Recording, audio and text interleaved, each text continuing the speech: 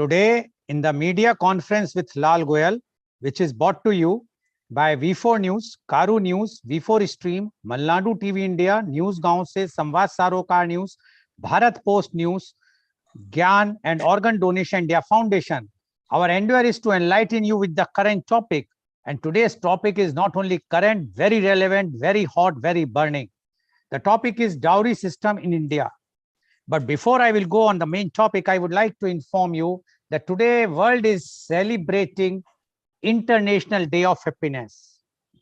The International Day of Happiness is celebrated throughout the world on the 20th of March. It was established by the United Nations General Assembly on 28th June 2012. United Nations designated day to recognize the importance of happiness in the lives of people around the world. India has been ranked 136th out of 146 countries in the UN World Happiness Report 2022, which was released on Friday, March 18th, that is day before yesterday. And on this list, it was topped by Finland. So India is in the bottom 10 in the happiness index. So there is nothing to celebrate in India because we are not happy at all. The theme for Happiness Day 2022 is keep calm, stay wise and be kind. According to experts, when we are kinder and calm, we are happier and we can spread happiness. Media conference with Lal Goel wish that the pursuit of happiness will be the fundamental human goal of every citizen and it should be achieved. Let's hope that India will change something so that at least the citizens will be happy. So now I'm coming to our main topic. The topic is dowry system in India. Any young man who makes dowry a condition to marriage discredits his education and his country and dishonors womanhood. This was a quote from Father of Nation Mahatma Gandhi. But Indian boys, I don't know why they are not understanding this. The dowry system in India refers to the durable goods, cash and real or movable property that the bride's family gives to the groom, his parents and his relatives as a condition of the marriage. Dowry is essentially in the nature of a payment in cash or some kind of gifts given to the groom's family along with the bride and includes cash, jewelry, electrical appliances, furniture, bedding, crockery, utensils, vehicles, and other household items that helps the newlyweds set up their home. Dowry is referred to as Jahej or Dahej in Urdu. Dowry deaths are deaths of married women who are murdered or driven to suicide by continuous harassment and torture by their husbands and in-laws over a dispute about their dowry, making the women's homes the most dangerous place for them to be. Dowry deaths are found predominantly in India, Pakistan, Bangladesh, and Iran. So we are in a club of Pakistan, Bangladesh, and Iran, although we are Vishgurus. Dowry-related matters accounted for the lives of 19 women every day in 2020, as per National Crime Record Bureau, NCRB. And viewers, you have to be aware that in 2020, the most of the 2020 was in lockdown. In spite of that, 19 women lost their life. And this is only reported cases. How many unreported, nobody knows. A total of 6,966 cases of dowry deaths with 7,045 victims were reported in that year, the Crime Bureau report said. In India, it has its roots in medieval times when a gift in cash or kind was given to a bride by her family to maintain her independence after marriage. During the colonial period, it becomes the only legal way to get married, with the British making the practice of dowry mandatory, although they have not made it in their own country. The trend in present India, with its booming economy, is now encouraging ever higher bride prices among all socio-economic strata. But the rising bride price has brought with it an increase in violence against women. Dowry violence is usually perpetrated by husband or the in-laws in a bid to extract a higher dowry from the bride's family. The dowry price paid at the time of marriage may be significant, but the greed of husbands and in-laws can grow after marriage. This frequently translates into physical, mental, or sexual violence against the bride. Although seeking a dowry has been outlawed in India since 1961, the ban has been a challenge to enforce.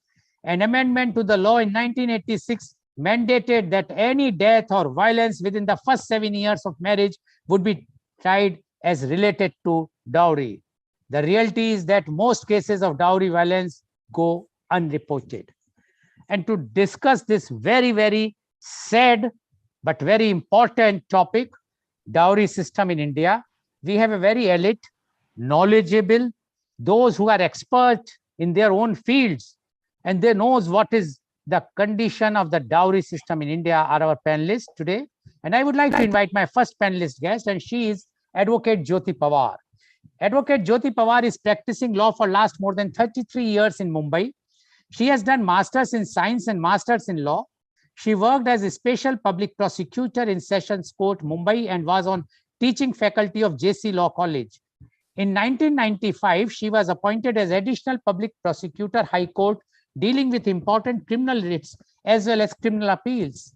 Thereafter, in 1999, she was appointed as the head of writ appellate side, which gave her a chance to defend government in high stakes matter as well as public interest litigations touching social causes. She was in the panel of central government as senior counsel, Mahada BMC in the High Court, Mumbai. At present, she is practicing in High Court, Mumbai. Welcome, Advocate Jyoti Pawar, on our show.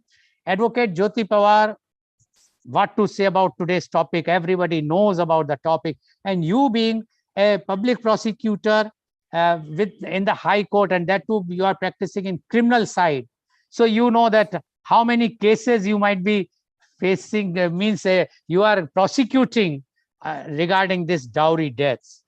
We would like to know from you the dowry system in India. Advocate Jyoti Pawar, please. Good morning to everyone. Mr. Lal, congratulations on your endeavors taken in organ donation. I have been reading about it. Congratulations to you. And the first and foremost, I would like to say that dowry is a system which is prevalent in India since ages. Like what you said, that the Britishers made it mandatory, the dowry system, though they had not made it mandatory in their own countries, but they made it mandatory in India. A Dowry Prevention Act was brought into force in 1961. But I feel that though the Dowry Prevention Act is in force, it has no effect at all. Because the dowries which were given earlier for the independence of women, I don't think any independence was given to women by giving dowries, but only to get rid of the liability of the girls who were not very educated that time was the only sole purpose of the families in Indian society, that too in Hindu society. Now, the girls' liability, the girls were seen as liability on the family.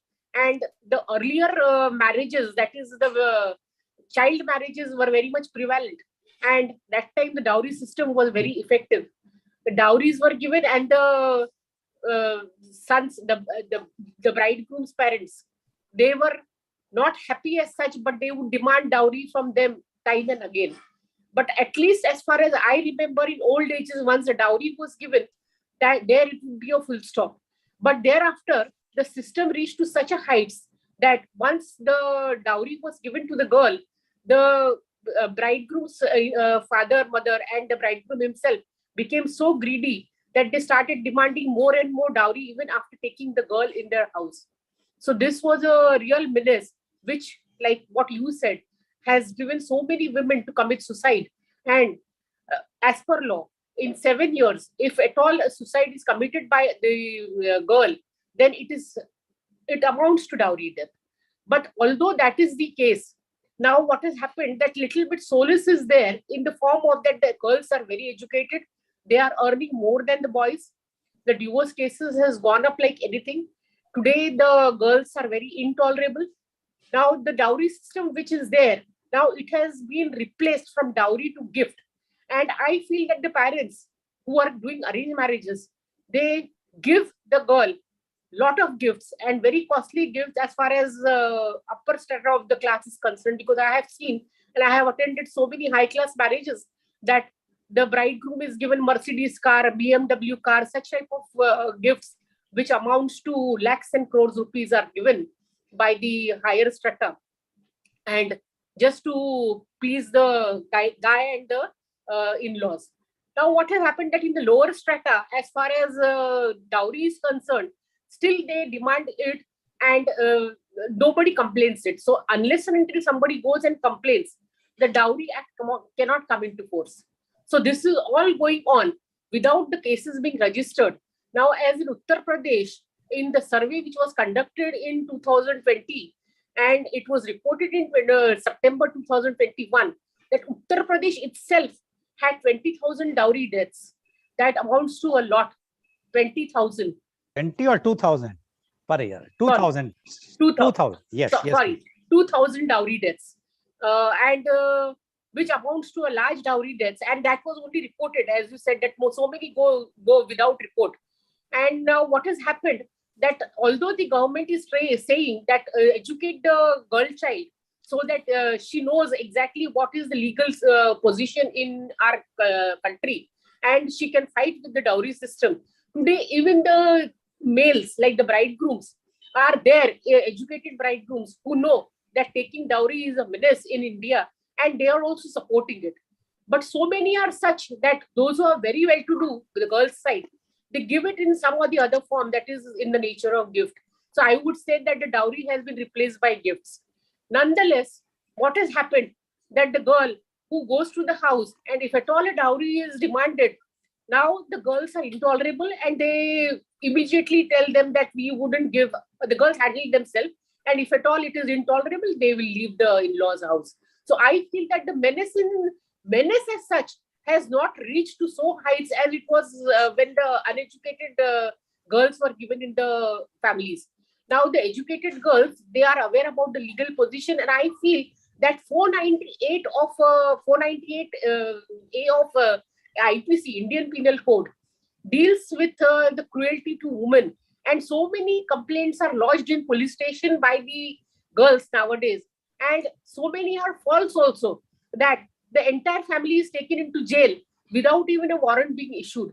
Now the Supreme Court has come heavily on such cases because they have come to know that so many false cases are lodged by girls today, and they have said that unless and until a thorough inquiry is made by the magistrate, the complaint will not be lodged. That is, the FIR won't be lodged against the entire family. So this is the position I have been dealing in the High Court as well. The 498A matters, where the cruelty against the girl, so many false complaints come before us just because the girl can't tolerate simple things which are said by the in-laws. Today, the intolerance of the girls have grown to such a heights that 498A has started becoming, it is misused by the girls so many times. But real cases which are there under 498, where in villages and taluka places, they are unreported because the girls who are staying in the in-laws place, they know that they cannot go back to their parents' place, and they are economically dependent on the in-laws and husband. Therefore, they keep on tolerating such type of abuse, and unless and until some serious form takes place. So it's unfortunate for India that dowry system still exists in some or the other different forms. But unless and until the girls are educated and they are well informed about such type of things, and the way the love marriages and inter-religion, inter-caste marriages are taking place, the dowry system has reduced to some extent as far as higher strata of society is concerned. The love marriages which take place in the lower strata are still being subjected to dowry deaths. But I would say that as far as higher strata is concerned, the girls are very much aware about their rights under the legal position, and they use it as and when required. And the boys are nowadays, in fact, I have seen that the boys are very scared to marry very highly educated and high earning girls, because they feel that even if small type of thing is there, harassment is there, the complaint will be lodged in the police. So there is a scare in the mind of the bridegroom as well as their parents also. But I would definitely say that till now we have not eradicated the dowry system in India, And it will take much more time to eradicate such a system, unless and until the boys' side, they become very firm that they are not going to sell their son to the bride's family, because it is, after all, they give education. They want the value of education of their son to be taken out from the bride, which is not correct. And they put actually, it is like putting up their son for sale to the bridegroom and demanding money from them. So it's very unfortunate. I feel that even if the laws are brought, before the laws are being enacted, there are always like, there are routes which they go out of the laws legal system, and they find out themselves that how this can be changed into some other form so that it can still continue. So I always say that dowry system, which was there earlier, now also it is persisting, but it has taken in the form of gifts, and very costly gifts are given to the girl's side to just appease and please the boys' side. And that is how the dowry system still goes on in India. And to stop this, I don't think that the 1961 law is sufficient, because the people don't come in front to lodge complaints. Nobody comes to lodge complaints against this menace. And yes, if at all the death of the girl is there during the 7 years, then a case is filed in the court, and it is tried just like homicide. But unnatural death which are there, even they are becoming not getting reported in the police stations. And the parents who are poor, they feel that okay, it is a suicide, and there is no worry. And as far as the case is to be concerned, it has not to be lodged in the police. It is very unfortunate for this system, in the, at least in the poor strata and illiterate strata, I would say. For that, yes, the literacy of the girls is very important. They should be aware about their legal rights, and they should also oppose the gifts and the dowries which are given by the parents to the in-law side. I would say, without the conscience being changed of the girls and boys in India, this system will prevail as it is. Thank you so much. Thank you very much, Advocate Jyoti, for giving your forthright views. And Advocate Jyoti very clearly says that laws cannot stop this menace. It has to be stopped only when the bridegroom side and especially the boy decide not to take any dowry. And once they will decide, and the girl side also should decide not to give, then only it can be stopped. And they say that, she says that earlier it was dowry, now it has changed to the gifts, expensive gifts, but ultimately whatsoever name you give, it's a dowry in one way. And she says that it's very unfortunate. She quoted about UP, and we have seen, because UP has gone the election only recently, where the highlighted everyone about the UP's achievements in the country. We are going to have a very big temple of at Ayodhya and whatnot, and future in Mathura. But nobody talked about that almost 1/3 of the dowry deaths are from the same state, where we are going to be proud to be having the temple of Shri Ram and Shri Krishna very soon. So this is the condition of women in India. Thank you very much, Advocate Jyoti, for giving your views. Now I would like to invite my next panelist guest, and he is Advocate Deo Prakash Singh. Advocate Deo Prakash Singh is MSc Physics LLB. He is president of CAPSI Bihar chapter. He is the managing partner, Mars and Mars Legal Advisors LLP. He is the managing director at Mars Mountain Security Services Private Limited. He is the chairman of Labor Resource Subcommittee, Bihar Industries Association. He is member of Regional EPFO Committee, Bihar. He is member of Grievances Redressal Committee, ESIC, Bihar. He is member of Minimum Wages Committee, Labor Department, Government of Bihar. He is member Governing Council, Bihar Skill Development Mission, Labor Department, Government of Bihar. He is chairman of IR Committee, CII, Bihar State Council. His articles have been published in several prestigious magazines. He is author of Labor Law Support, LLS, published by Bihar Industries Association, Bihar, released by ex-president late Shri Pranab Mukherjee. He is having 21 years of experience for running a security and manpower consultancy organization, employing more than 16,000 persons and complying with their statutory labor law obligations. Welcome, Advocate Deo Prakash Singh. Advocate Deo Prakash Singh, you have heard Advocate Jyoti's view. Although Advocate Jyoti comes from a metro city, that is Mumbai, and you are coming from a state, which is Bihar. And we know that the Bihar and UP are very close in many ways. And we know the conditions are almost similar, but UP is, because the size of UP is big, but still they are bigger in all the crimes what we are seeing in India today. But still, Bihar is not anywhere less. So we would like to know your views on dowry system in India. Advocate Deo Prakash Singh, please. Good morning, Goel Sahab. I feel privileged that you have given me an opportunity to discuss this subject, which has been prevalent in the country, in our nation, before my birth. Because I was born in 1964 and this law is Prevention Act is 1961. And because I was out of a session, but you told me that dowry system in India I should discuss tomorrow. I remember that when I was a student in graduation, this subject we have to debate dowry system in India. I think this is in 80s. Until 80s, after 40 years, the subject dowry system has turned to uglier face more.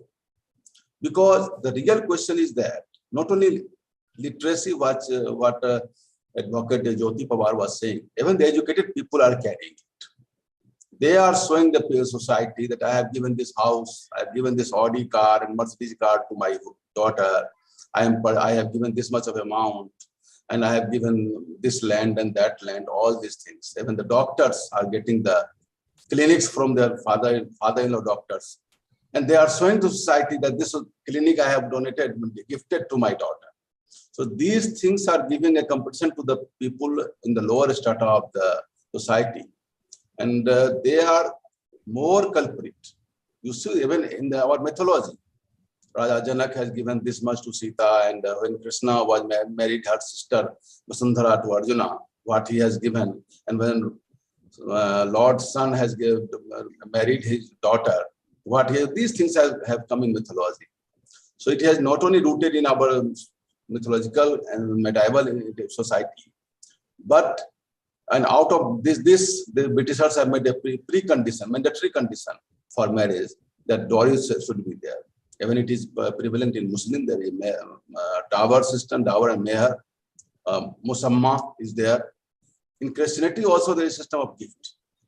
So this is strongly embedded in our social culture that whenever a person marries his daughter, he gives some gift to the bridegroom to start his life.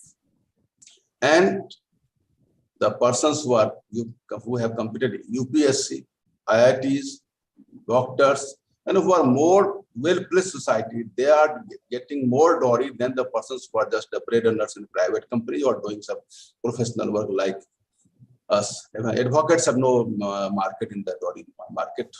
Even advocates are, Mr. Gandhi is also, I think, supporting advocates have no market in the dowry system. We are not being bought in the market. But the persons whose source of income is static, they have got better market. In Bihar and UP, what the thing has done, previously there was no share of property to the daughters. And this was the cause, when the daughter is going, we should give something to the daughter. But after the amendment of Hindu Succession Act in 2005, when Manmohan Singh was the Prime Minister, daughters now can inherit the property of their parents. Daughters have got the right even with the co-parcener, which has been given in a verdict by the Supreme Court in 2020, that they are the co-parceners. So when they are equipped with the right to inherit, equipped with the right to be a co-parcener, which is also creating another imbalance in the society, because if a person having 10 bighas of land and his sister comes and sells her land because she does not live there. So it is also in another way. But I am of the party that yes, daughters should also have the right to inherit the property. So I think this dowry system now has a lessening effect, because the females are getting the right to inherit the property. There was a concept of Stri Dhan. Stri Dhan is the legal term. Stri Dhan was the property given by his father or earned by her or given by his father-in-law or given by his husband, that was paristridhan, which cannot be partitioned until unless on her will. System of Kanyadan was there. In Kanyadan, not Kanya, along with Kanya, you dan something, contribute something to the bridegroom. So all these things are embedded in our social culture.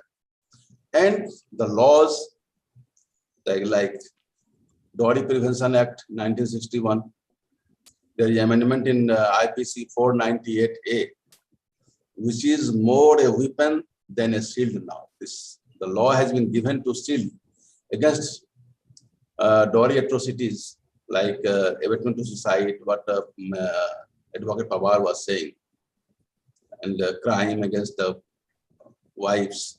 But recently, a judge, I think Justice Kotwal in Mumbai, has said the cases we are facing in courts now, I can only say the marriages are made in hell and not in heaven.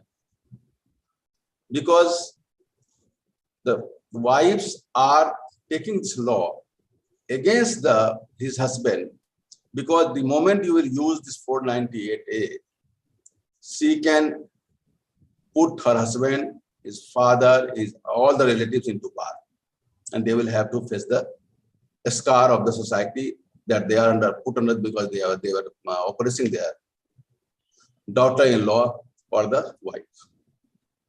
There was a law of 304B.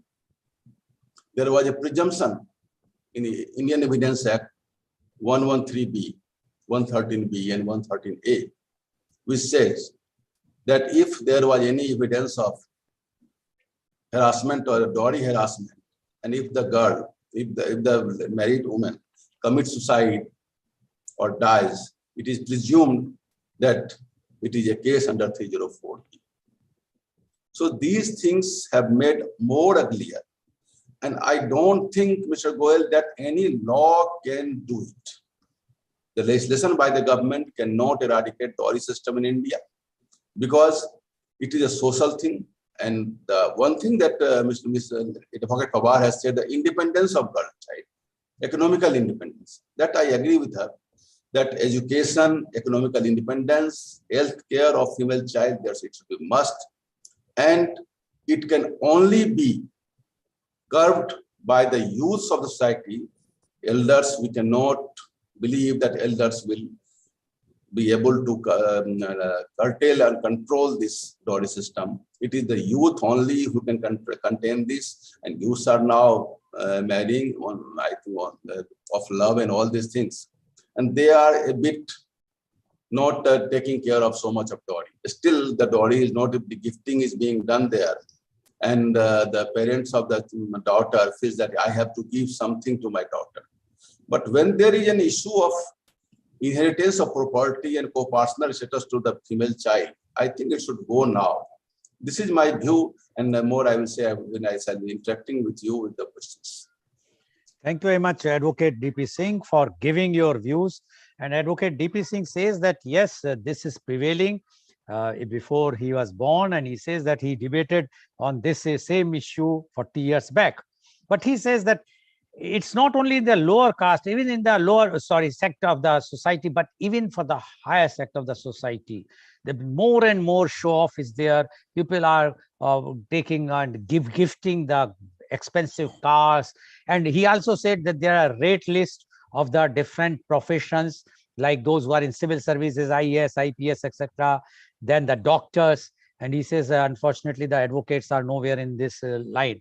But the sad part is that in spite of the very stringent law, this tradition or what this system is going on, and it cannot be changed. According to Dr. Advocate Singh, it cannot be changed by the laws. The mindset has to be changed. How the mindset will be changed, that we'll be discussing in our program further. Thank you very much, Advocate DP Singh, for giving your views. Now I would like to invite my next panelist guest. He's also an advocate, and he's Advocate Gagan Gandhi. Advocate Gagan Gandhi is the managing partner of Niti Nyaya Law Offices, New Delhi. After doing his graduation in mathematics and statistics from St. Stephen's College, he completed his management from Faculty of Management Studies, FMS, University of Delhi. He worked in American Express Private Limited in their Risk and Information Department before he decided to do law from Faculty of Law, University of Delhi. He has research papers on Social and Environmental Disclosure Index, SEDI. He has worked extensively on Right to Information Act, relying on the same for seeking replies as an evidence and for inputs in policy making. Welcome, Advocate Gagan Gandhi, on our show. Advocate Gagan Gandhi, you have heard what Advocate Jyoti as well as what Advocate Singh has mentioned. And both are of the views that this is a menace, but it is prevailing. According to Advocate Singh, it is increasing, it's not declining. And and both have agreed that unless some change is not been done, it's a very sad part or a blot on our society. We would like to know your views on dowry system in India. Advocate Gagan Gandhi, please. Thanks, Mr. Goel, for giving me an opportunity to speak on such a prevalent and important topic. And I wish all the audience and my co-panelists very good morning. And I was listening to the views shared by Advocate Pawar and Advocate Singh, who have actually laid down the tone for today's discussion. So starting from why this dowry concept actually came into existence. So if you go back in history, the notion which was prevalent at that point of time was that, okay, I'm giving my daughter, so you kindly take care of her so that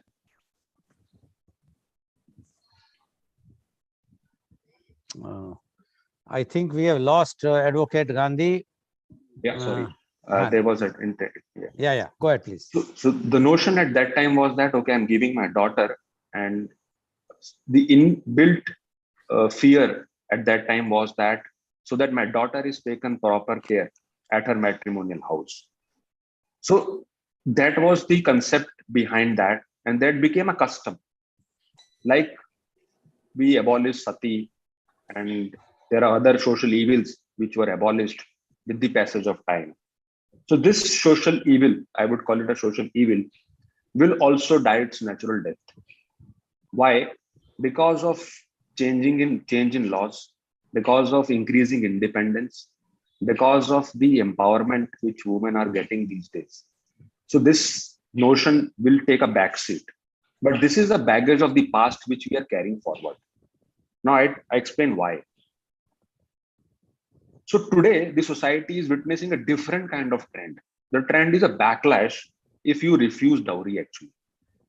You are actually seeing somebody who is not in sync with the customs, you are not in sync with the social norms of the society. And you are seeing somebody who is treading a different path. So this baggage of past actually has to be hit, and it has to be realized that the women are independent, financially independent, they can take their decisions on their own. And with the increasing change in laws, as Advocate Singh was pointing out, the 2005 amendment was the landmark amendment actually, with respect to the empowerment of women. So now it is no more the case that, okay, I have given a token amount or I have spent XYZ amount on your marriage and you kindly leave everything. Leave your share in the assets of your parents. That is not the scenario right now. So this indirectly would pressure to get this thing reversed. How? Because now they have a legal right in the properties of their parents. Now, whether you give dowry or not, they are entitled for the same. Earlier, it was that, okay, the parents have spent lavishly on the marriage, they have given so much in dowry. So it was an underlying assumption that the daughters will not seek anything from the estate of their parents, but which is not the case right now.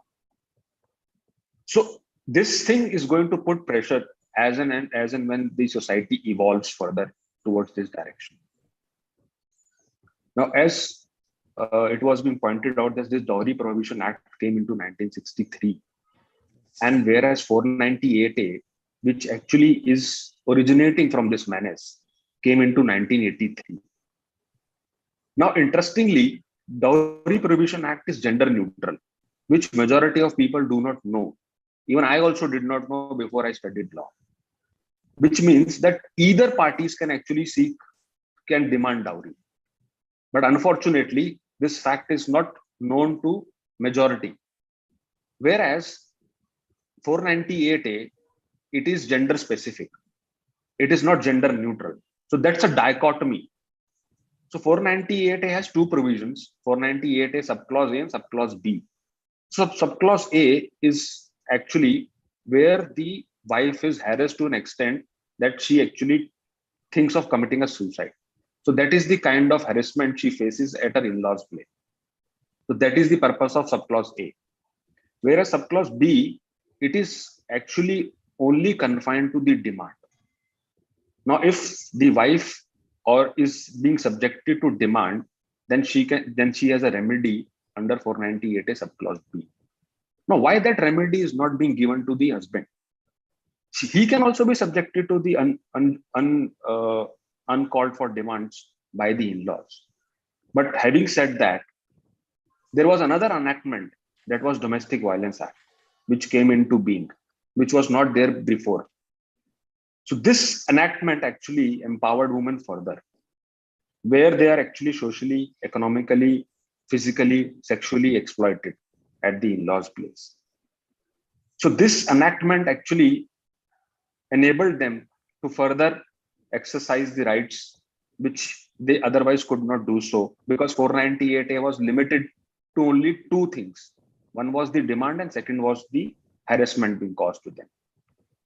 And as was being pointed out, there has been repeated observations, not by the High Court but by the Supreme Court, that this 498A is being misused.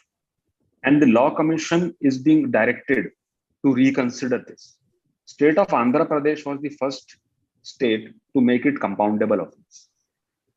Bombay, state of Maharashtra, has actually given a suggestion that why don't you consider it to be made compoundable? The reason is it will decrease the pendency before the high courts, because eventually these matters are actually settled, being the matrimonial disputes. Now, this is a different kind of paradigm shift which the society is witnessing, where 498A is being used as a tool to seek dowry action. Now, if you do not transfer the property in the name of my daughter, I will file 490.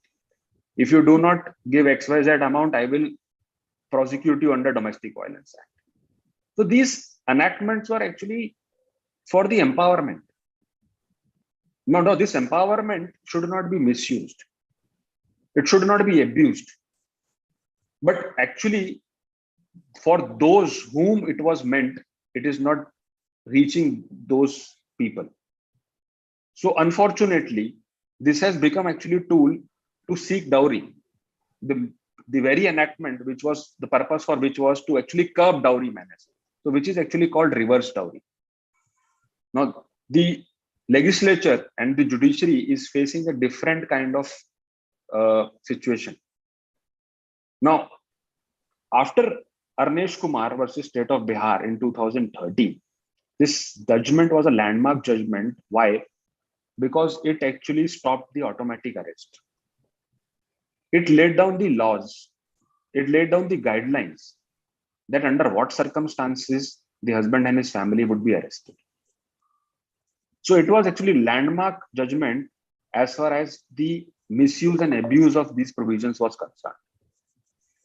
Now, after having this 2013 enactment, there is a fresh piece of, we are witnessing a new kind of exodus, and that is the increasing import of 377 in case of marriage disputes. So ultimately, this is actually linked to marriage only, if you look at it in a broader spectrum. Now, since Arnesh Kumar came to the rescue, that okay, we will examine it, and just by a drop of a hat, the complaint should not be filed. Just on a drop of a hat, the investigating agencies should not be burdened. Now, what happens is that the actual cases which should be actually investigated take a backseat. So the quality of investigation goes down drastically in those cases, because our system is being filled with this malicious and false prosecution. Now, increasingly, the judiciary is also overburdened because of this fact.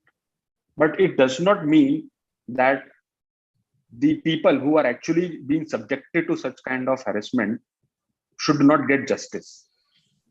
Now, for that, Law Commission came with further improvisation of a malicious prosecution, which has not been enacted. So that's a recent report, 2018 report, which needs to be examined and which needs to be implemented. Now, there are three concepts which arise from this situation. One is the dowry has taken a form of gifts. And third element is the lavish spending which you witness on the marriages. Now, since law prohibits me, so I find another mechanism to appease. So I call it a policy of appeasement. So where there is actually a competition that, okay, my neighbor has spent XYZ amount on marriage, so now it calls for me also to spend XYZ plus some 10% extra. Now, this cannot be curbed by any law. This cannot be curbed by any legislature. This has to come from within. And especially the youth should come forward and actually tell that this show of business should go off. So this can only happen if the society is transformed at the level of the youth. As I told, that because we are carrying this baggage of the past. And I see it forthcoming that youth, especially of today's youth, is averse to such kind of spending or such kind of display of money or display of wealth. Not only it propels the comparison, but it also breeds into the concept of inequality, that I am first among equals. So that kind of notion actually should go away. So Supreme Court is also taking cognizance of such lavish spending on marriages also. So there has been some regulations where, and thanks to COVID protocol, that there has been curb on the number of guests which are invited to marriages.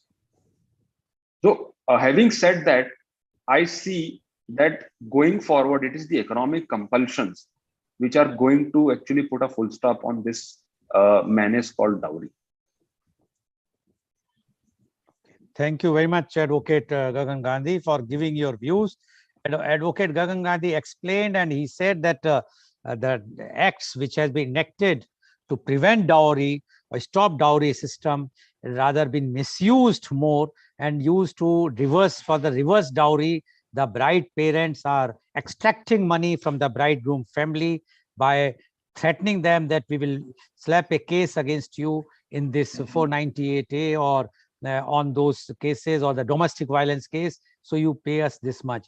But he says that when this 205 law has been passed, where the daughters are allowed or been entitled now for the share in the family property or the father's property, then why this dowry system should not be finished? Because now the girl, earlier it was that because they have spent more less amount or whatsoever amount, so whatsoever they want to give the share to the girl, they give in the form of dowry or the gift.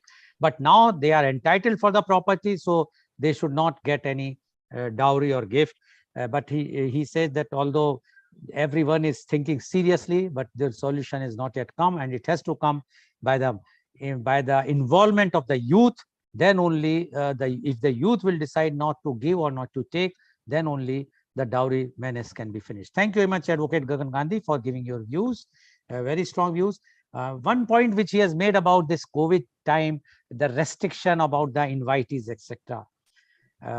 I feel that the systems which are prevailing in abroad in many of the developed countries is that all the whosoever as invitees, they have to pay a certain amount to attend the marriage, so that they will be provided the dinner, and then automatically the fat weddings will cut down drastically, because if anybody has to pay 2,000 or 5,000 and 10,000 rupees per person to attend a wedding, definitely that can curb without bringing any law. Thank you very much, Advocate Gagan Gandhi, for giving your views. Now I would like to invite my last but not the least panelist, and because till now you have heard all the advocates, their legal points, the legal conditions. But now I am inviting our non-advocate panelist, and she is Dr. Namrata Shukla. Dr. Namrata Shukla is the independent management consultant at Muscat. She has over 12 years of experience in teaching, training, consulting, counseling, and mindfulness. She is a PhD in management CSR from the IIT ISM and a certified mindfulness coach from Berkeley UC. She has experience in teaching and training both Indian and international students. Even while teaching, she was actively engaged in training students and making them market ready for jobs. I'm sure not market ready for marriage. She has designed training programs, especially for BBA and MBA students in the areas of personality development, effective communication, interview skills, among others. Her areas of expertise include communication, personality development, OB, CSR, mindfulness, and stress management. She is also co-founder of Kaizen Mantra, which focuses on training, consulting, and counseling. Welcome, Dr. Namrata Shukla on our show. Dr. Namrata Shukla, you have heard all the three advocates. They have given their views, very, very clear views, that it's a menace. It's not possible to stop it with the help of the law. Rather, law sometimes is playing havoc in this act of the dowry. But they say that it is a social evil and it has to be dealt in that way only. Now, you being a independent management consultant and you are training BBA and MBA students, and as Advocate Gagan Gandhi mentioned about the involvement of youth.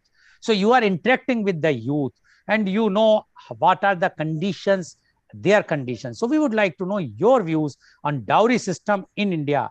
Dr. Namrata Shukla, please. Thank you so much, sir. Thank you for inviting me on this platform, first of all, and being a part of this discussion, because I'm definitely not into the legal background. So it was really good to know about the views of all the advocates. In fact, my knowledge also increased. So thank you for making me a part of this discussion. Now, coming to today's topic, first of all, let me talk about the myths that are still there in our society, which is why so many, customs and systems are not going away, not being eradicated, in spite of so many regulations, laws, rules in place till date. Now, these laws are, as established in 1960s and 1950s, even like when our parents were quite small, quite young. So since then and coming back to now our children are growing up and we are still talking about that system itself makes us a failure and a failure of the laws. And I speak this with no offense to any advocates and any legal practitioners. So that is, and we should accept this, that it's a failure on our part, on the part of the system itself, because since the laws has been in place so long and still dowry deaths are there, females are committing suicide in spite of female empowerment. We are talking about financial independence of the females. Now free education is being provided to females. Then why this is happening? So we should get to the root, to eradicate any problem. It's very important that we first get to the roots of it, rather than just trying to eradicate the effects of the systems.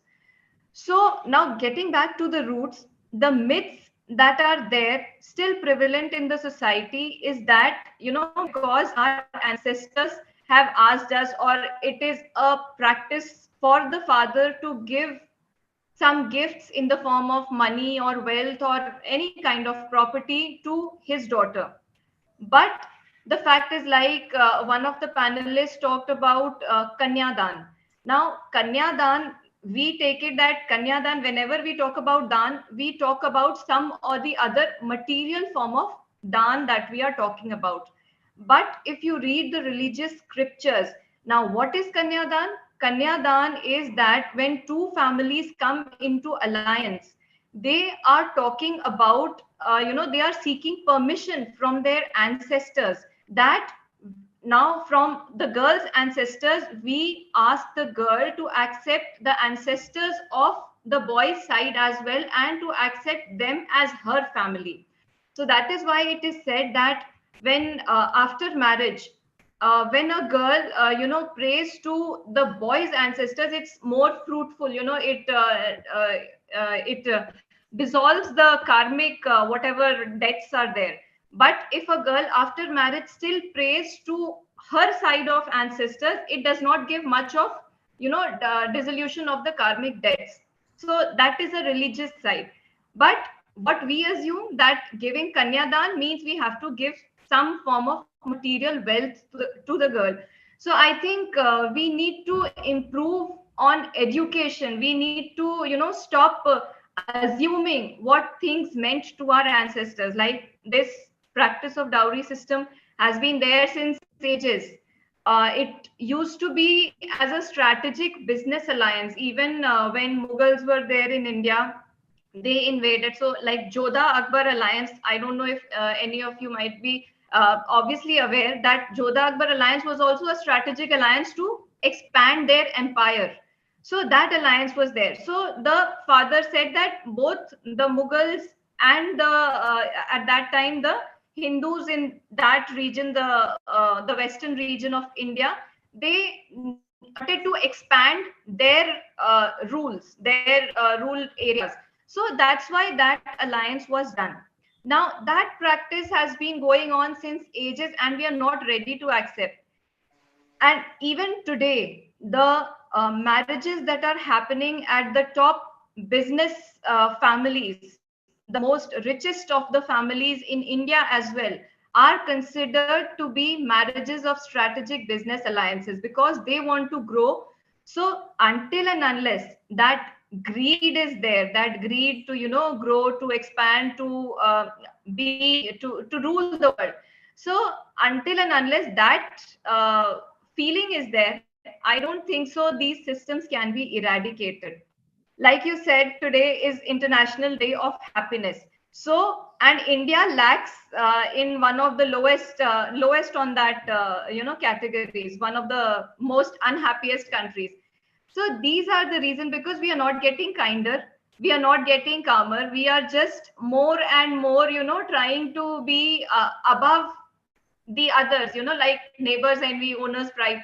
So it's like being better than the others. So like if one person is spending, as rightly said by one of the panelists, that one of our neighbors is spending money on his daughter's marriages, so they want to spend it more than the neighbor because they want to show off better than them. And especially in this era of Facebook and Instagram, the show off, I think, has increased.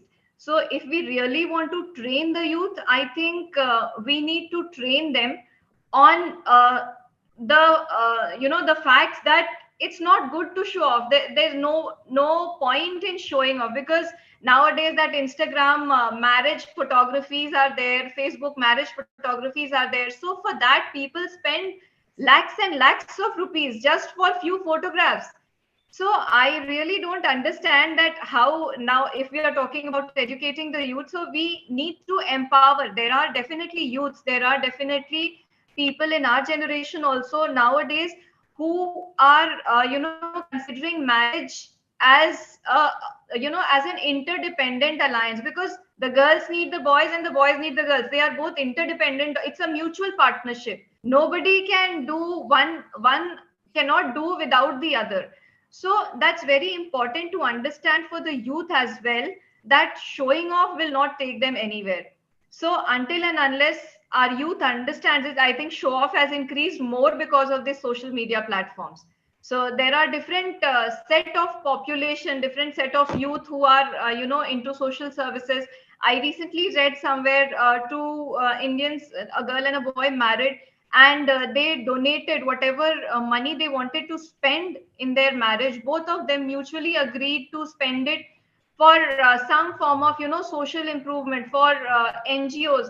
Some planted trees in their area. So a lot of things are being done, but I think these are being done on like one or two people are doing these things. But a majority of the population is of the view that marriage is all about show off. Like that is why we call big fat Indian wedding. Why don't we call big fat a Gulf wedding, or a big fat US wedding, or a big fat British wedding? Because at those places marriages are usually very simple and sober, usually, most of the time. I am not generalizing this. So we need to understand this, that showing off is only a wastage of wealth. Now, also considering the fact that in India there is so much of poverty. Now, once they decide that if the money that is spent, that is being spent on marriages, if that can be utilized in a better way to uplift the society, I think our country would also rank higher on the happiness index. So if we improve not only our conditions but the conditions of the society as a whole, and moreover, dowry system has, I feel that over a period of time has been a little less, because yes, women are getting educated,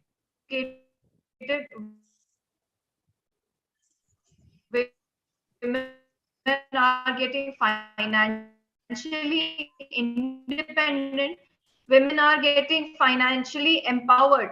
So when you are at my childhood in both UP and Bihar, my background there, I have not seen in my close community, in my relative or nearby friends, where dowry had been a problem, or dowry had been a matter of concern during marriage. In fact, my parents I when think we are not. they Your were network is giving married, problem. Your my network. grandfather Sorry, Dr. Shukla, your network is giving problem. was against the Advo- dowry system. So uh,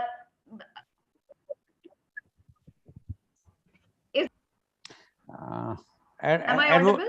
now you are audible. Okay, okay. So I'm sorry for that. No, again some problem is there. You are at Muscat or in India? No, I am at Muscat. Internet are prevalent everywhere in the world. So the same Internet problems. issues are prevalent everywhere in the world. Okay. Yes. Okay. There are certain things which are universal. So you are saying about your marriage, something about your own. Yeah, so I was talking about that I am the third generation that I am seeing. There was no talk about this dowry system, or even my parents were married without dowry. And in my marriage, also in the marriage of my families, be it boys or girls, like there was no talk. It was not a matter of discussion at all. So that is the kind of empowerment that education gives. So it helps us understand that these things are of little importance, because marriage, as I said, is a mutual interdependent partnership. No one can do without the other. So once the society understands that this, I think these systems will not be prevalent anymore. So that's what we need to do. We need to make people understand. Most of and it was really a surprising number for me that in UP 2000 deaths were there because of dowry system. So I have not seen in my family or my extended family anything of this kind, where, but yes, I know friends from Bihar, who did not marry because they had, certain demands for dowry, and the girls were against the dowry system. So they just decided that they will not get married. So I think if they are happy in that way, it's fine, as long as they are happy. So that, but yes, as parents, definitely they feel, upset about their children not getting married because of these, systems prevailing in the society. But the youth is doing absolutely fine. They feel that as long as they are financially independent, empowered, they don't need someone to support them just because, it's a social norm to get married. So yes, there are people who just did not get married because in their religion, in their custom, because there are different sections of caste and creed where the norms are different.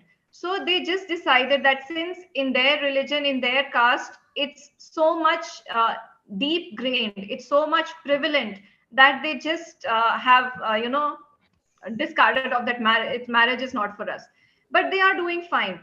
So I think education, empowerment are the things, and we also need to train the youth not to show off. So I think India will do much better if these things are practiced, and if the youth is educated.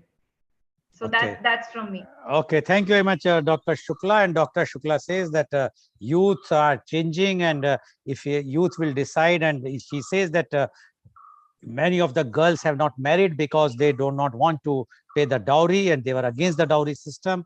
And if they are happy, they should be happy. And she has given all the details how the things are happening in India, but she still says that the change has to be done. Otherwise, and she was shocked to know about in UP, this 2000 is a token figure. It's just for record's sake. I'm sure what figure Advocate Jyoti has given was the correct figure. This figure is just on the record side, you can imagine. Thank you very much, Dr. Shukla. Now I would like to ask Advocate Jyoti. Advocate Jyoti Pawar, you have heard what Dr. Shukla says. She says that girls are now taking decisions not to marry, etc. But I am putting to you in different way. In my opinion, I have seen many girls who are responsible for that more and more dowry. They want more big fat marriage. They want their parents should give more and more because her friend got so much, a Mercedes car, so the S model now she wants, and more things. So why to blame only the boys? Blame the girls also. So that is what I want to know. If the girl decide, no, I will not give the dowry. If anybody will ask even 1 rupee, I will not marry. How handsome he is or how highly placed he is, whether he's a doctor, IAS or IPS.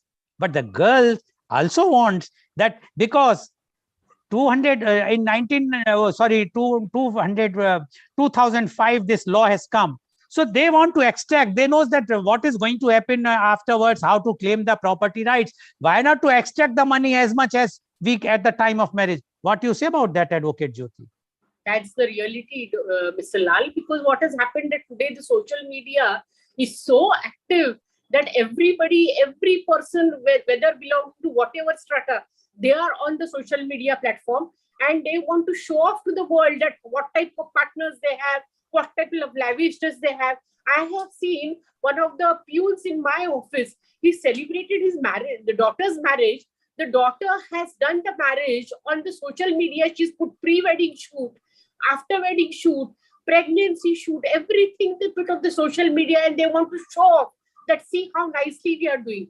So it's very unfortunate, because even I also believe that even the girls are responsible in some way to demand from their fathers that yes, this person has done this, so even I want to do this.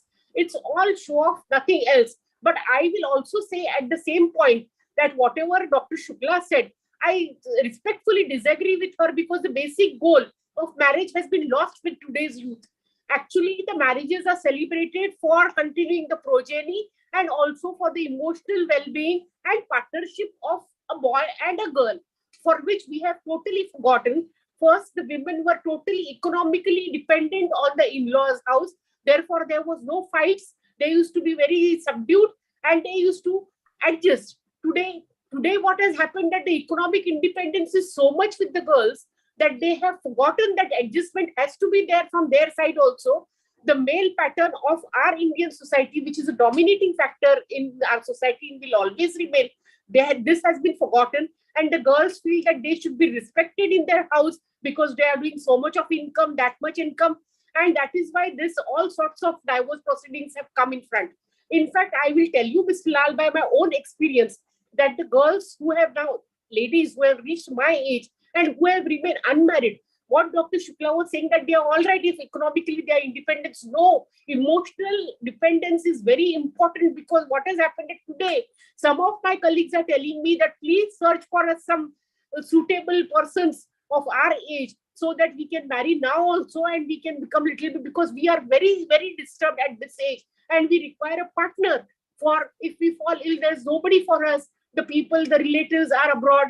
We are all alone here. So this type of things crop up as per the age. And I feel that this type of partnership is very necessary in life for emotional well-being and for helping the persons. And therefore, today's the generation has forgotten what is the goal for marriage: to give progeny to the family, give them the generations ahead, and also for the not only economic independence, but also for the emotional well-being. Marriage is a must. And I feel that everybody should enter into marriage, and not do just because you are economically independent, you definitely repent after the age is gone, for where you can really economically be independent, and then you have a lot of money and your personal life is totally distorted. Therefore, I feel that everyone should get married, and marriage should be same as what it was earlier. It should be an institution as far as India is concerned, and this institution should not be destroyed in any way. That's what I feel. Okay, thank you, Advocate Jyoti. Although I also respectfully disagree with one of your point, that the girls should adjust. Why the girls should only adjust? Why the boy is not adjusting? After all, this is a equal society. Nowhere the boys are superior than the girls, but rather the girls are superior to the boys. The girls are the creators. Boys are not the creators. So whenever we always blame the girls, I blame for the dowry, but I will never blame a girl that she should compromise. She should adjust in the in-laws' house. Why the boys was not? Why the boy? Sorry, the boy was not trained to adjust with the girl and the girl's family. I was going to come to it, that the boys should be also trained, but as far as Indian mentality is concerned, no, but we have to change that. That's why we are doing this program. Definitely. The mentality has to be changed, and the mentality has to be the girls have equal right. Forget about the legality. Otherwise, also socially, then only, and that's why if you see the UP and Bihar, the worst part is that the girls are male-dominated area. Male chauvinism is so much. Whatsoever we are talking, they think that this is just a joke. In their houses, even in educated houses, I have seen there is a male domination everywhere. Thank you very much, Advocate Jyoti. No, one thing I just want to say, Mr. Lal, that this has to be overcome.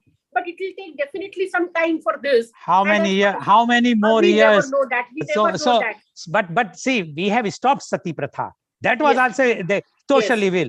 We have stopped so many things. Child marriage we have stopped. Why we cannot stop dowry? And it should be stopped very firmly. That should be done. Even if some misuses are there, laws are always misused. Sedation laws are not misused. Can you scrap the sedation law? No. Why only 498A? Because this is a matter of girls. And that's why the political will is not there. But sedation law, it is a power with us. We do not want to scrap the sedation law. So it is not this. I think the man chauvinism, man dominance is always there, and we have to change. And if we will not change, then this is not a good society to stay. If we cannot change this type of evil mentality of the man chauvinism. Thank you very much, Advocate Jyoti. Now I would like to go to Advocate DP Singh. Advocate DP Singh, earlier I blamed the girls for the dowry. Now I'm blaming the girls' parents. I have seen the parents wants to show off. Oh, see, I am spending 5 crores, 2 crores, 2 lakhs, 5 lakhs. Why? What for? And as Dr. Shukla said, show off. I have seen in Bihar, I have not seen, but I have read in the media, Mr. Sushil Modi, the leader of BJP leader, earlier the deputy chief minister, at the time of the wedding of his son or daughter, I can't remember right now, he asked everyone to fill up the organ donation form. It was a news. Now, if we will make such type of compulsion in all the society, although all those who are having the social things like so-and-so Agrawal Sabha or Kayas Sabha or Kshatriya Sabha or Mathu, whatsoever Sabhas, they must make it compulsory. Any social event has to take place in the wedding. I'm sure the number of persons attending will be less. Nobody would like to go for organ donation in India. The mentality is so crap here. But my point to you is the parents of the bride is more responsible because they want to show off. I'm not talking of the those who are the lower middle class or the lower class. I'm talking of the higher class. They want to show off, and that is why lots of problems are happening in the higher society bride, and lots of the dowries going, and that as advocate Jyoti, as Dr. Shukla said, highlighted on social platform, social media. So it will become a benchmark. People would like to go further. What you say about this, Advocate Singh? Mr. Goel, I would like to disagree with you. What I am seeing in Bihar and UP, the parents of the brides are the lesser devils.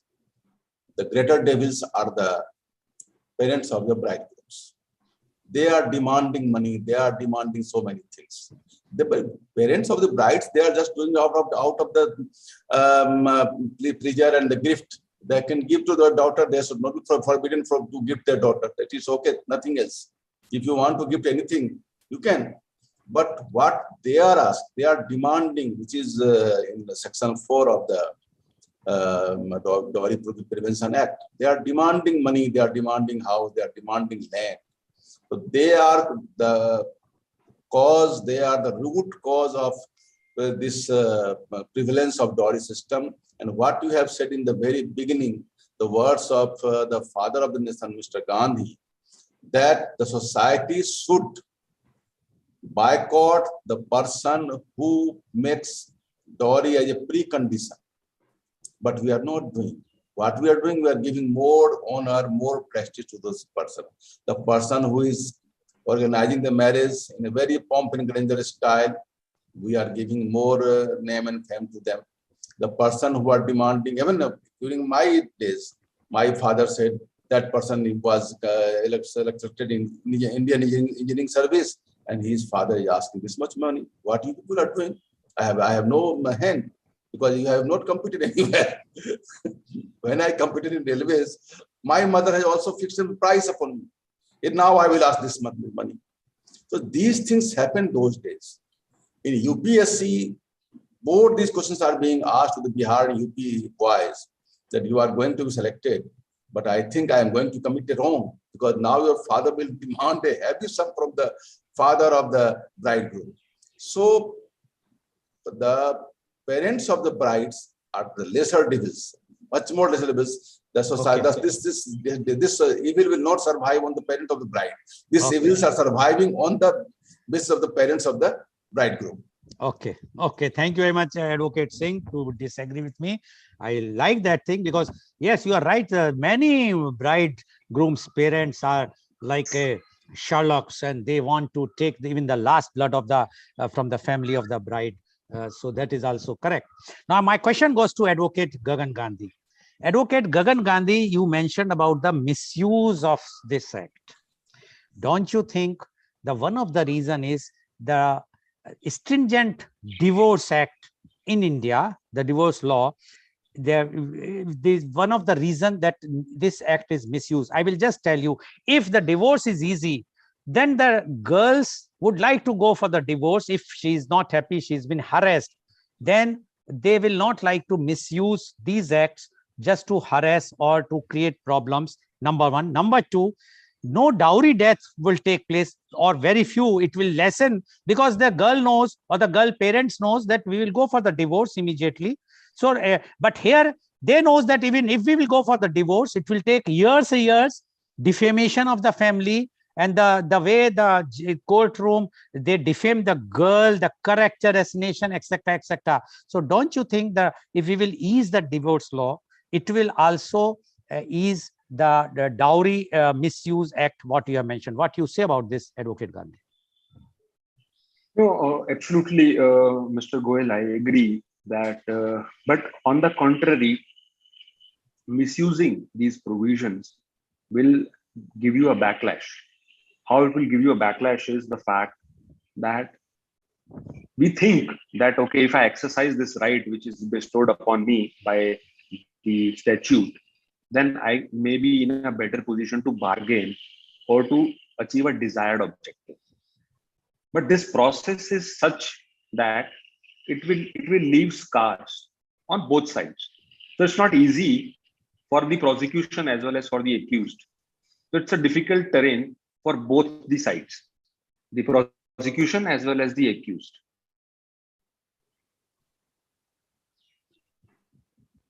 Hello.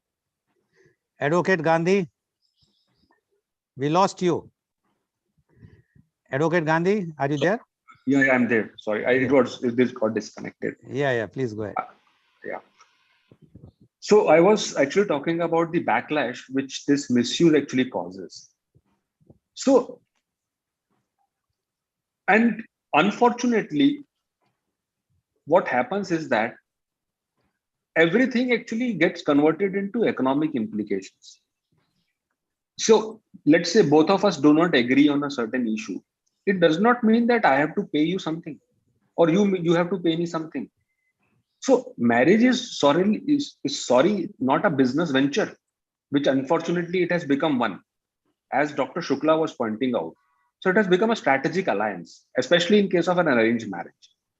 And I borrow what Advocate Pawar was saying, that the very purpose of this marriage is being defeated. Now, this concept of dowry actually was to facilitate marriage. Now, what it has done is it has actually, on the contrary, ruined the marriage. So, I give you comforts, I give you everything so that the marriage is facilitated, so that the union of two people and a larger converse, the union of two families actually is seamless. But now, bringing economic implications into this pious relationship, which we consider especially in Hindus as a sacrament, has actually caused havoc on every aspect. Now, how will you satisfy the social quest? How will you satisfy the spiritual quest? How will you satisfy the emotional quest? That's the larger question. Now, economic empowerment or financial independence are not going to help you achieve all the other parameters which perhaps this marriage is going to provide you. So that's one dimension of the marriage. But unfortunately, this dimension has become so dominant or so powerful that it has actually overcolored all the other dimensions. Now, coming to what you were asking. Yes. That if the divorce laws becomes easy, so now if you look at sum and substance, what is that? There are few rights which are there with the girl. There are few rights which are there with the boy. Rights are that the girl seeks alimony and the boy seeks, if there is a child, the visitation which is given to him to visit the child. Now, as Advocate Pawar was pointing out, that the purpose of marriage, apart from these dimensions, was also to take forward the family. Now, if I actually kill that very substance, the progeny, then the entire purpose is defeated. And why progeny is important in the Indian context, one has to understand. Because we have a successionary law in India, which perhaps is not there in the Western side. There, the entire, whatever you earn is taken over by the state, and state takes care of your entire responsibility, which unfortunately is not there in India. So the concept of progeny is linked to the successionary laws which are prevalent in India. So we have to, so any law or anything which is evolved in a society is actually linked to the customs of that particular society. Now in India, since state is not taking care of the well-being, so actually, especially the children come forward and take care, and they are linked to the successionary laws. So that is how this cycle of perpetuity. No, I understand, but Advocate Gandhi, my question is still unanswered. I'm coming to that. Please, be short because be brief because now. Without explaining this. I understand, but please, time is first your time. No, so I agree. The judiciary has taken cognizance of this. So we are having divorce which are taking place in 2 days. 2 days of marriages are getting separated. Just because the two did not go well, so does not mean that they have to be there for the entire rest of their life. So it actually depends on the two individuals. The system is no, no, but the how much, system. how many days this is taking, or how many months they or years taking for divorce? I'm telling you, there are marriages which are getting dissolved in as less as 2 days time. Okay. Punjab and Haryana High Court actually came forward with that, If but it that is could mutual. only take place. Sorry. That If it is mutual. yeah, exactly. So I was coming to that. So if it depends on the maturity level, No, of but the the individuals. question is, when the dowry thing is involved and the harassment is involved, it cannot be mutual. It has to be allegations and of that. Anyway, thank you very much, Advocate Gandhi. You have made a point. But you mentioned about Hindus. We are very much proud to say ourselves that we are Hindus. Why not we highlight our shortcomings, that we are the persons who are dowry seekers? We are Hindus, we are dowry seekers. We should also highlight this. We should also make a film on the dowries, how the evil Hindus are asking for dowry. Thank you very much, Advocate Gandhi, for that.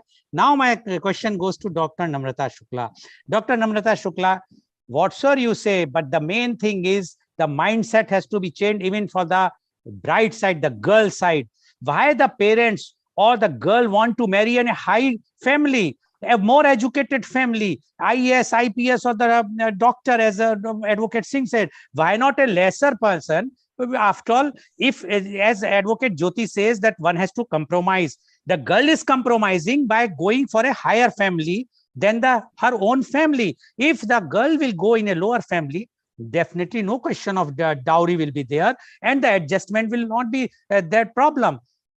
My question to you is, don't you think the fault lies with the girl and the girl family more than the boys and boys family? If they decide to marry a normal person, an advocate, in the case as Advocate Singh was mentioning that he's not getting any dowry, the advocate, so an advocate not going to marry for IAS or IPS or a doctor, what is the problem? Advocates are also human beings, and they are also quite anyway. Thank you. Yes, Dr. Shukla. Okay, so thank you for that question. But first of all, I would like to clarify to Madam Jyoti's, statement that I am very much with the institution of marriage. I am happily married, touchwood, by God's grace. Since 3 generations, I have not seen any cases of dowry inside my family or extended families. So that's one thing. And regarding the question of girls not getting married, it's just because they don't have a recourse. They just don't want to burden their parents just because of the evils prevailing in the society. So since they don't have an option, they don't have that much money or that much wealth that they can provide dowry. So they decide to, stay alone. Obviously, it leads to emotional disturbance. I am very much with that. Being an NLP practitioner also, marriage alliance is very much important for our emotional well-being. Now, coming to Mr. Goel, your question, as you said, why not the girls choose a boy from a lower class, a family from a class lower than them? And I counter question you, why not the girls, seek marriage alliance in a higher family, and those higher families accept the girls as they are without a dowry? So why? So we can change that mindset. So if that mindset change, I think a lot of evils from the society will reduce. See, Dr. Shukla, question is not the lower. Lower means why only for IAS, IPS, civil service, or the doctors? Why not other? After all, so many professionals are there, so many persons who are working. Why, if they will go, if the family alliance in such a way, when we know in India and especially in Hindus families, as mentioned by Advocate Gandhi, this is evil. So if the girl decide to, or the girl family decide to marry a girl in a family which is not above their strata in financially or education wise, what not, then the girl will not face any dowry problem. This is my only thing. Now, please say. Yes, true. In that case, girls will not. But I have seen families also who are, lower in status than the girl's family. So they seek more demands. They ask for more dowry because the girl is well-to-do, because they want to extract and make undue demands. from the Okay. girl's family just because they are not well to do and the girl's family is well to do. So Okay, I okay. think the mindset has to change. It's not about, marrying in a lower class or an upper class. Okay, thank you very much. So viewers, you have seen today the experts have given their very valuable opinion, and they are very clear that this is a social evil and it has to be removed by changing the mindset. It cannot be done by changing the laws. Whatsoever stringent law comes, we are tend to misuse those laws. So it is always better that we should change. Who is going to change? This is the responsibility of the civil society, not the leaders or anyone else. If the civil society is not interested to change, if they don't want to see the well-being of their own daughters, then what more evil they are going to do? Everyone has to understand one thing. We pray to goddesses in Hindu society, especially during the Navdurgas, in the winter session as well as in the summertime. All those 18 days are just a lip service, or really we pray to the goddess? If we pray to the goddess, how we can harass any girl in this country for want of dowry? This is something, I think, the biggest sin which any family is doing. It's not only the father of the nation has said in a very polite way, I can say in a very cruel way, that they are the sinners. And those who are asking or taking any dowry from a girl, they are the sinners of the worst kind. And until unless we will not change and we will not name and shame them publicly, it is not going to change. And I appeal to all the youth to come forward and name and shame, even if they have to name and shame if their own family, that they have taken this much dowry. Then only come on the social platform, write down that my father and mother has taken this much money from my would be or going to be my wife. Then only the change can come fast. Otherwise, 100 or 200 or 500 years, we will again discuss in the next after the 7th or 8th generation of media conference with Lal Goel. Thank you very much. And today's program has been live telecasted by V4 News, Karu News, V4 Stream, Malnadu TV India, News Gaon se, Samvad Sarokar News, Bharat Post News, Gyan, as well as shown live on Facebook and YouTube. And in our endeavor to bring to you every day a new topic in media conference with Lal Goel at 10:30 a.m. Tomorrow, our topic is ancient education versus modern education. And our panelist are Professor Dr. R.K. Arya. He is a professor of international economics at Manav Rachna International Institute of Research and Studies, Faridabad. Dr. Sapna Agrawal, she is the director, academics, Edge Academy Kota, and she is also the founder of Big Wonder on YouTube. And Dr. C.K. Manjunath, he is the student welfare officer at Shri Madhva Vadiraj Institute of Technology and Management, Udupi. So please tune in tomorrow for media conference with Lal Goel at 10:30 a.m. Thank you very much, Advocate Jyoti Pawar. Thank you very much, Advocate D.P. Singh. Thank you very much, Advocate Gagan Gandhi. And thank you very much, Dr. Namrata Shukla, for giving your views, very clear views. And I'm sure all our viewers are quite enlightened, and they will at least try to see that no dowry should be given from their side, or they should not accept any dowry, even if the girl side would like to give. Thank you.